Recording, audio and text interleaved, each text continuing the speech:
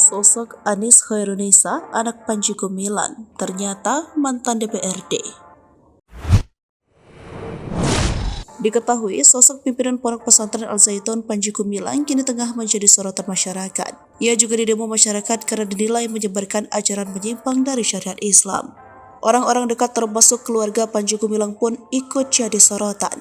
Salah satunya adalah anaknya Anies Khairunisa. Anies merupakan putra Panji Gumilang dan istrinya bernama Farida Alwidat. Pelansir dari YouTube Tribun Jatim, Anies Khairunisa lahir di Jakarta pada tanggal 25 Mei 1980 dengan usianya sekarang menginjak 43 tahun. Anies sempat mencalonkan diri sebagai anggota DPR RI pada pemilihan umum tahun 2014. Dirinya kala itu bergabung dengan Partai Persatuan Pembangunan atau P3 dengan daerah pilih Jawa Barat 8. Sebelumnya dirinya pernah menjabat sebagai anggota DPRD Kabupaten Indramayu. Anies Khairunisa menikah dengan Eci Anugrah Ramadan dan dikaruniai 1 orang anak.